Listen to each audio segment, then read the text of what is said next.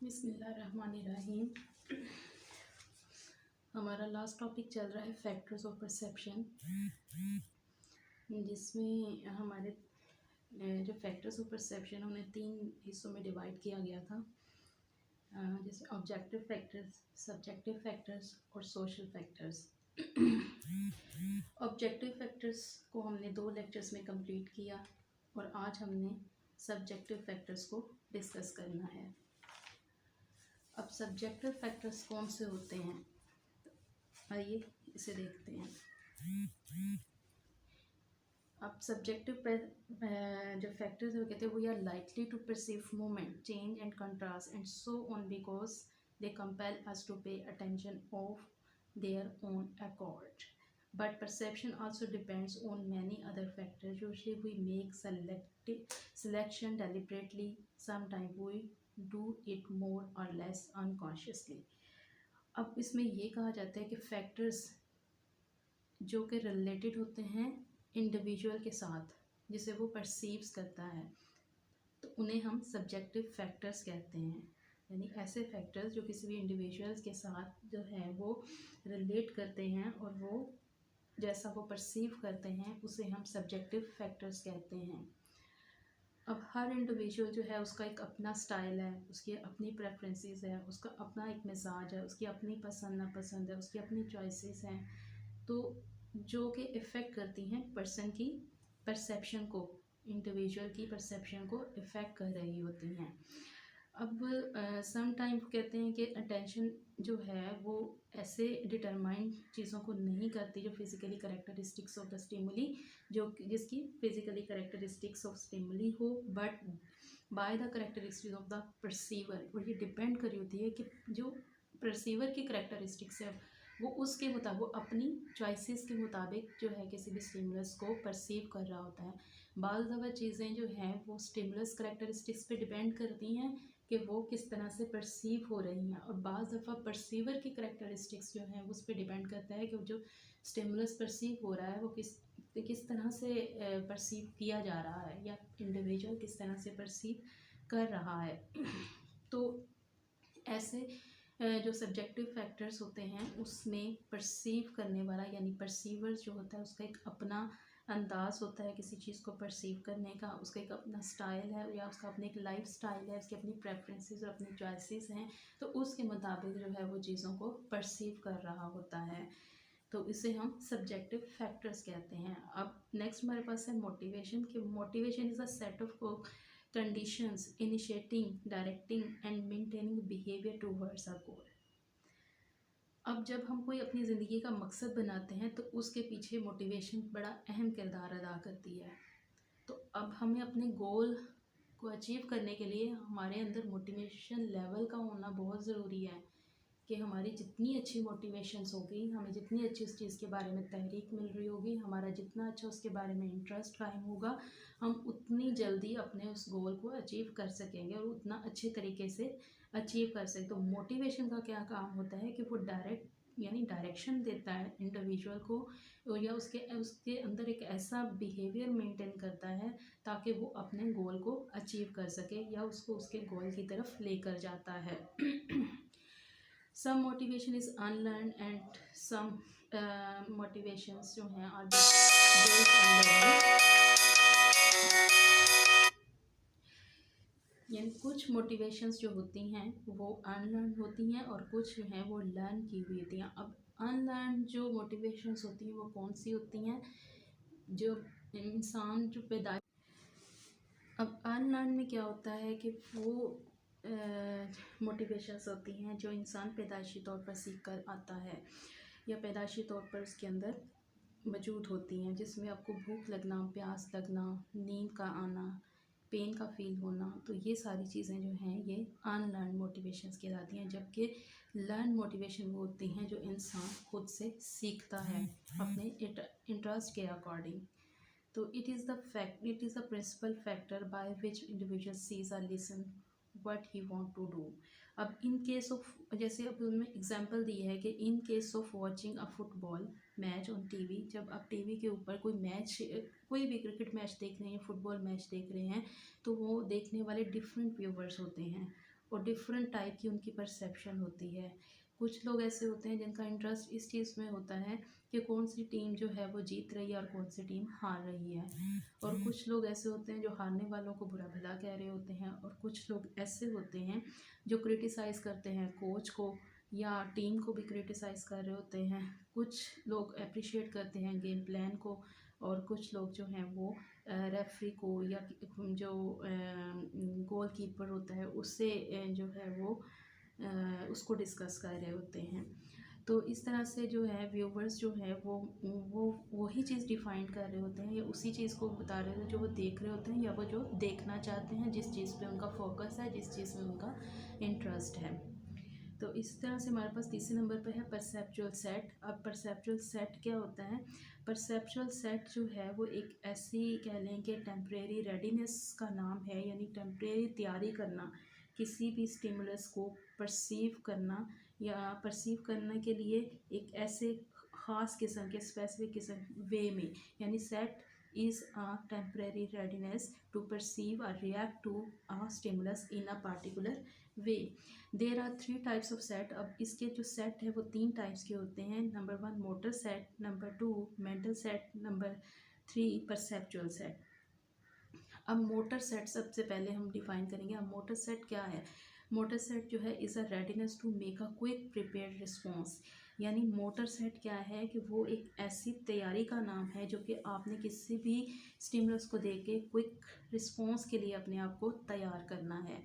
और नंबर 2 पे है मेंटल सेट। अब मेंटल सेट क्या है? वो एक ऐसी तैयारी का नाम है जिससे आप ये कि अगर आपको कोई सिचुएशन पेश आ गई है तो उसमें आपने उसको डील किस तरह से करना है। सपोज दैट कोई इमरजेंसी हो गई है, कोई ऐसा हादसा हो गया या कोई भी ऐसी बात हो गई है कि वो एकदम से आपने उस सिचुएशन को परसीव किया है, तो आपने अपने आप को इस तरह से मेंटली सेट करना है कि किस तरह से आप उसको सेट करेंगे कि मैं इस सिचुएशन को बेहतरीन तरीके से जो है वो हैंडल कर सकूं। यानी उस चीज़ को के लिए अपने आप को तैयार करने का नाम जो है वो मेंटल सेट है।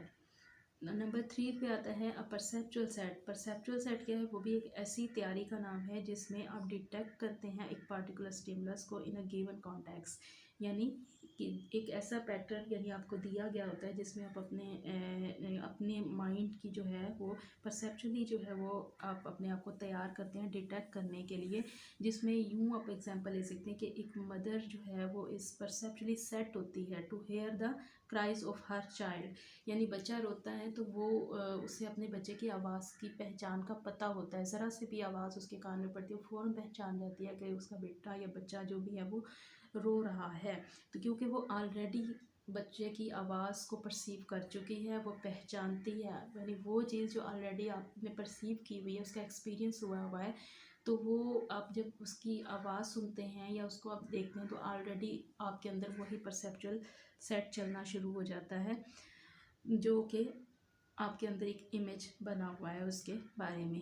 इसी तरह से नंबर 4 पे है एक्सपेक्टेशन। एक्सपेक्टेशन का क्या मतलब होता है कि वो चीज़ की तवक्का, आप तवक्कात बांध लेते हैं, ये तवक्कात पहले से तवक्का बना लेते हैं। यानी अब इसको हम यूँ इन सिंपल वे में डिफ़ाइन कर सकते हैं कि एक प्री डिस्पोज्ड वे, प्री डिस्पोज जैसे एक चीज़ होती है वो डिस्पोज करना, ठीक है, यानी पहले से किसी चीज़ को आप इसमें प्री डिस्पोज में होकर पहले से जो है एक चीज़ होती है पहले से हमने डिफाइन कर दिया है, हमने अपनी सेंस के मुताबिक। जैसे सपोज दैट आपका रिज़ल्ट आना है, आपको पता है अपने पेपर के उस की बिना पे या उस सोच की या जिस तरह के भी आपने पेपर दिए हैं तो उसकी बिना पे आप अपनी एक सोच बना लेते हैं। एक एक्सपेक्टेशन होती है कि यार मेरे इतने परसेंट जो हैं वो परसेंटेज आ सकती है मार्क्स की, या इतने मेरे मार्क्स जो हैं वो आ सकते हैं, मैं मेरा रिज़ल्ट इस तरह का आ सकता है। ये आपकी प्री डिस्पोज जो है वो एक्सपेक्टेशन है। आप अगर अच्छी एक्सपेक्टेशन रखेंगे तो आपके साथ अच्छा होगा, अगर आप बुरी एक्सपेक्टेशन रखते हैं तो फिर आपके रिज़ल्ट्स भी वैसे ही नेगेटिव आते हैं। क्योंकि साइकोलॉजी ये कहती है कि आप जो सोचते हैं और जो आप बोलते हैं, आपका माइंड उसी बिहाफ पे काम कर रहा होता है, आपका माइंड उसी तरह काम कर रहा है। अगर आप नेगेटिव सोचते हैं तो आपका माइंड नेगेटिव चलना शुरू हो जाता है, अगर आप पॉजिटिव सोचते हैं तो आपका माइंड पॉजिटिव चलना शुरू हो जाता है। तो इसी तरह से एक्सपेक्टेशन भी है कि आपको जिस तरह की एक्सपेक्टेशन होगी आपके साथ वैसा ही होगा। तो अब हम एक्सपेक्टेशन को इस तरह डिफाइन कर सकें, a predisposed way to perceive something is called expectation. We often perceive what we want to perceive, sometimes even when it's not there. Similarly, we often do not notice stimuli because we don't expect them to be there. When we are psychologically prepared to perceive something in a given way, we say that we have formed a mental set. यानी इसी तरह से वो ये कहते हैं कि बाज़ औक़ात हम किसी स्टिमुलस को इस तरह से नोटिस नहीं करते क्योंकि हमने वैसा एक्सपेक्ट नहीं किया होता, इसलिए हम उस स्टिमुलस को इस तरह से एक्सपेक्ट नहीं कर. जब हम अचानक से जो हम नहीं सोच रहे होते वैसा हमारे साथ होता है तो फिर हम मेंटली डिस्टर्ब होते हैं क्योंकि हमने वो पहले से उसको वैसा नहीं सोचा होता. तो इसीलिए जब हमने जिस चीज़ को पहले से सोचा हुआ होता है और वो हमारी सोच के मुताबिक वो काम हो जाता है तो उसके लिए फिर हम कहते हैं कि साइकोलॉजिकली जो था वो मैं इस काम के लिए प्रिपेयर था, हमें इतना ज़्यादा तकलीफ़ नहीं होती उस चीज़ की, इसलिए हमारे माइंड को इतना ज़्यादा प्रेशर बर्दाश्त करना नहीं पड़ता, हमें स्ट्रेस का सामना नहीं करना पड़ता क्योंकि हमने ऑलरेडी एक्सपेक्टेशन रखी हुई थी कि इसका रिज़ल्ट जो है वो इसी तरह आना है या कोई भी काम किया है तो उसका रिज़ल्ट यही आना था. तो इसलिए उसमें हमें इतना ज़्यादा झटका नहीं लगता, जबकि हमारे साथ वैसा हो जाए जिसकी हमने तवक्का नहीं रखी होती तो उसके बरक्स हमें ये है कि उसके नेगेटिव जो असरात हैं वो हमारे ऊपर आते हैं.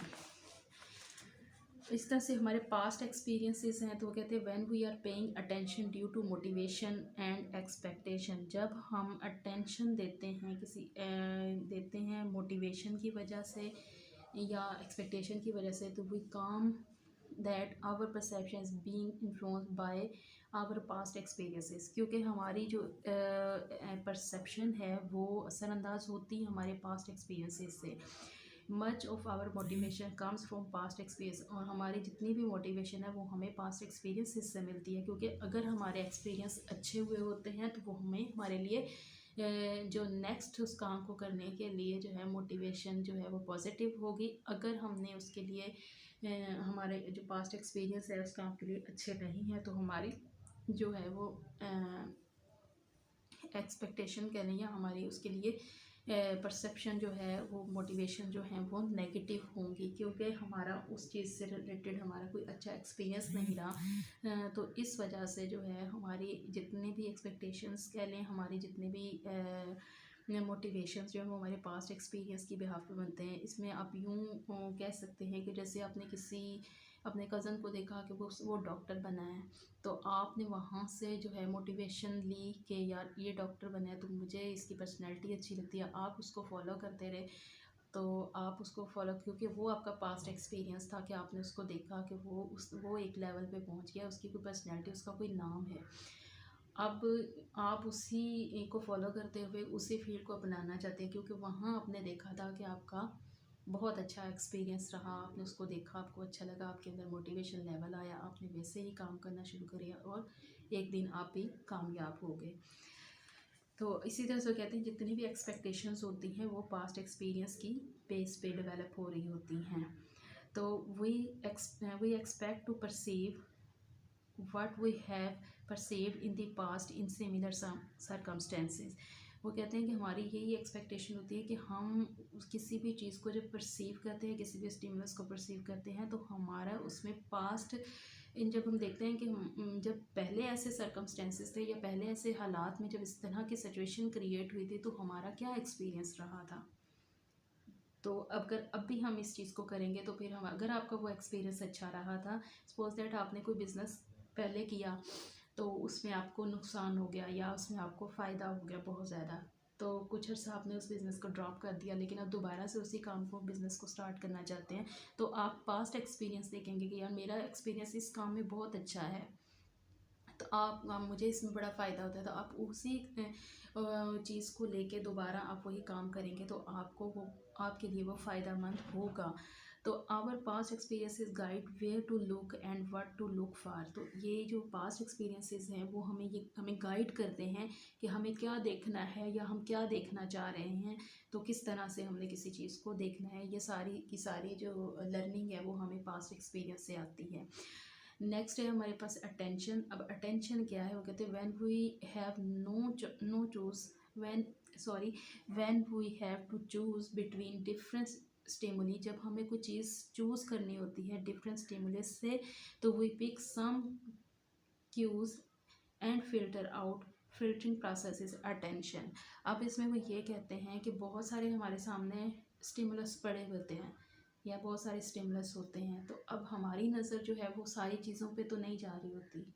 यानी आपके सामने आप किसी के साथ खड़े बातें भी कर रहे हैं, आपके सामने पूरा एक माहौल भी नज़र आ रहा है, आपको बहुत सारी गाड़ियाँ जाती हुई नज़र आ रही हैं, आप अपना कारोबार भी कर रहे हैं, आपका ध्यान जो है वो 10 जगहों पे भी जा रहा है, लेकिन एट अ टाइम आपकी अटेंशन सिर्फ उसी एक स्टिमुलस पे मरकूज़ होगी, या वही एक सेंटर होगी, वही एक स्टिमुलस आपके लिए एक सेंटर की हैसियत रखता होगा, जिस पे आपकी तवज्जो होगी, जिस पे आप फोकस कर रहे होंगे, जो आपके इंटरेस्ट की होगी एट अ टाइम।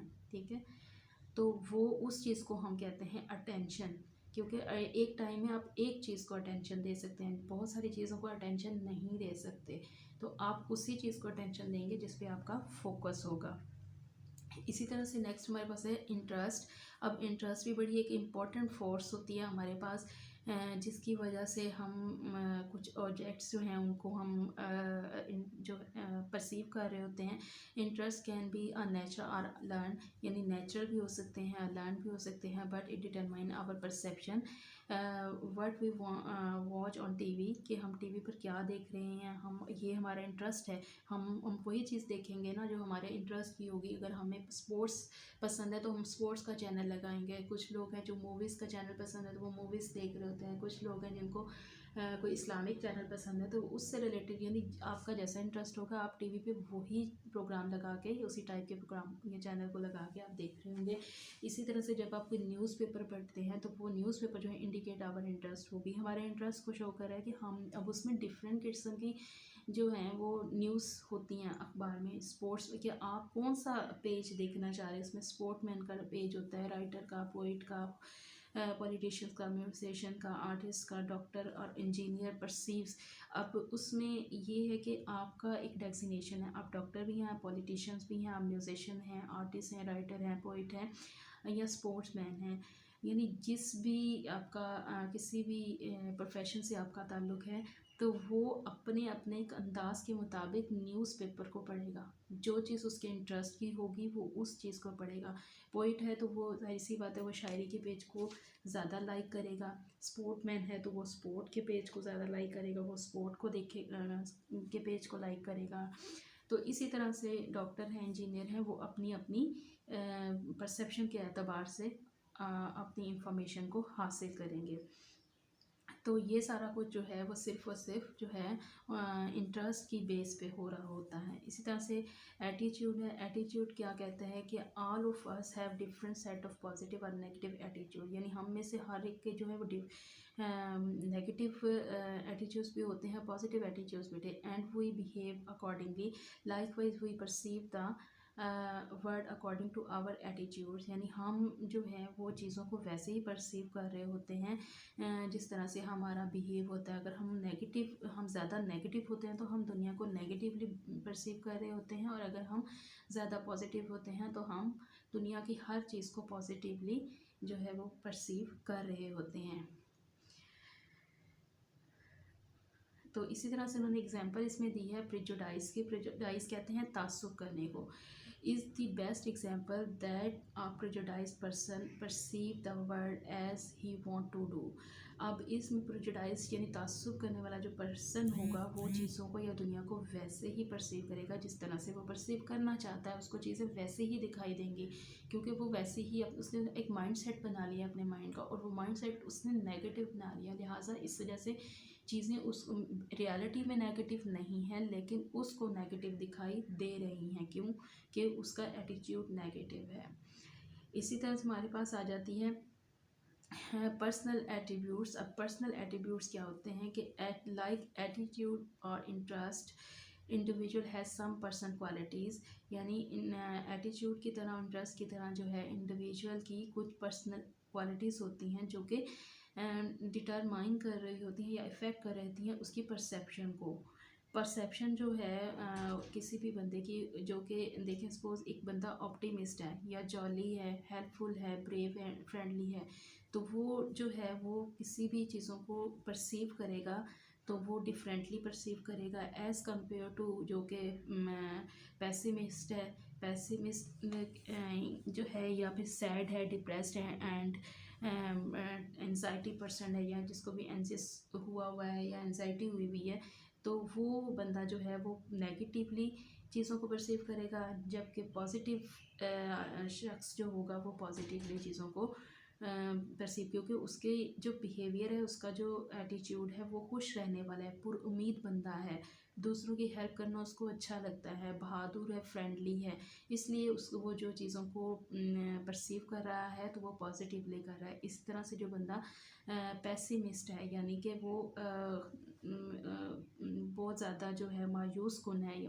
मायूस है, दुनिया से मायूस है, सैड है, उदास रहता है, डिप्रेशन का शिकार है, तो वो बंदा जो है वो ज़िंदगी उसको नेगेटिव लग रही होगी, उसको दुनिया नेगेटिव लग रही होगी, और वो बहुत ज़िंदगी में यानी वो नेगेटिव पर्सन कहलाएगा, उसका जो एट्रीब्यूट्स हैं वो नेगेटिव हैं।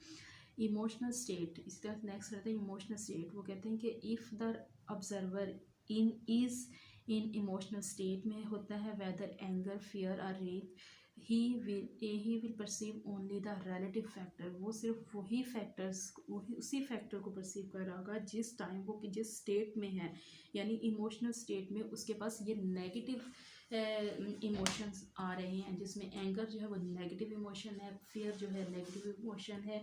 तो अगर वो किसी के साथ कह लें कि उस एक ऐसे टाइम है जिसमें वो गुस्से में आया हुआ है या बहुत ज़्यादा जो है हाइपर हुआ हुआ है, तो वो उसका जो वक्ती तौर पे उसका जो एक परसीव कर रहा होगा जिस चीज़ को, वो टोटली उसी फैक्टर को परसीव कर रहा होगा, उसको अपने इर्द गिर्द कुछ दिखाई नहीं दे रहा होगा। जैसे लोग आपस में झगड़ पड़ते हैं तो वो शदीद गुस्से में होते हैं, तो वो कोई ना कुछ यानी दूसरे को नुकसान पहुंचा देते हैं, क्योंकि उस टाइम उन्हें कुछ समझ नहीं आ रहा होता, उन्हें सिर्फ वो बंदा नज़र आ रहा होता है जिस पे उनको गुस्सा आया होता है, तो वो कुछ भी उसका नुकसान कर देते हैं। तो जैसे ही उसका गुस्सा होता है तो उसके बाद उसे पता चलता है मैंने क्या किया, क्योंकि वो उस वक्त अपने होश में नहीं होता। तो when individual is deeply absorbed in his emotional state he became unaware from his surroundings, यानी वही बात कि वो जब अपने पूरा एक वो अपने एक रिलेटिव फैक्टर में होता है या वो परसीव कर रहा होता है रिलेटिव फैक्टर को, तो इंडिविजुअल जो है पूरी तरह से वो जज्ब हो चुका होता है उस इमोशनल स्टेट के अंदर कि उसे अपने इर्द गिर्द की कोई चीज़ भी जो है वो दिखाई नहीं दे रही होती। इसी तरह से हमारे पास नेक्स्ट आ जाता है पर्सनल वैल्यूज़। तो पर्सनल वैल्यूज़ में क्या है कि इंडिविजुअल जो है अडॉप्ट करता है for himself also highlights his choices and preferences. Person who promote simplicity will never be impressed by desire fashions, यानी पर्सनल वैल्यू, हर इंडिविजुअल की एक पर्सनल वैल्यूज़ होती हैं कि कोई बंदा जो है वो फैशन को पसंद करता है, कोई बंदा जो है वो कह लें कि सिंप्लिसिटी को पसंद करता है, तो वो जिस तरह की आदत को अपना लेता है, अगर सिंपल रहना उसे पसंद है तो वो सिंपल रहने लग जाता है, और उसकी वो जो चीज़ें होती हैं या उसकी जो भी इंडिविजुअल की जो वैल्यूज़ होती हैं, अगर वो सिंपल रहता है तो वो उसकी वो हाईलाइट्स हो रही होती है चीज़ें, उसकी पसंद नापसंद बातें पता चल रही होती हैं कि ये इसकी प्रेफरेंसेस हैं, ये इसकी चॉइसेस है, वो हाईलाइट होती हैं। इसी तरह से प्रमोट्स, फिर जब उसके साथ कोई मतलब नया फ़ैशन आता है या फैशनेबल लोग होते हैं तो वो उसको पसंद नहीं होते, क्योंकि उसे सिंपलिसिटी पसंद है, वो अपने जैसे ही लोगों को वो पसंद करता है और उन्हीं से दोस्ती करता है, उन्हीं के साथ रहना उसको पसंद होता है। तो बजाय इसके कि कोई फ़ैशन दुनिया में आ जाए, उसे उस चीज़ की कोई परवाह नहीं है कि कोई नया फ़ैशन आया मैं इसको अडॉप्ट कर लूँ, क्योंकि उसका इस चीज़ में इंटरेस्ट नहीं है, उसका एटीट्यूड ऐसा नहीं है, वो एक उसका एक अपना एटीट्यूड है, उसका एक अपना स्टाइल, लाइफ स्टाइल है, तो उसकी बिना पे जो है वो उसकी एक अपनी पर्सनल वैल्यू है जिसे वो कायम रखता है। इसी तरह से हमारे पास हैं सोशल फैक्टर्स। अब सोशल फैक्टर्स क्या होते हैं कि perception can not take place in empty space, society where we live, society या माशरा जहाँ हम रह रहे होते हैं, people to whom we deal with have equally important role in our perception. अब सोशल फैक्टर्स का जो है वो हमारी परसेप्शन के अंदर जो है वो बहुत बड़ा अहम किरदार है। क्योंकि being social animal we need social approval, क्योंकि अब सोशल हमें माशरे में रहने के लिए हमें सोशल अप्रूवल की ज़रूरत पेश आती है, सोशल शेल्टर की ज़रूरत पेश आती है। That's why social factors affects our perception. इस वजह से सोशल फैक्टर्स जो हैं वो हमारी परसेप्शन पर असरअंदाज होते हैं।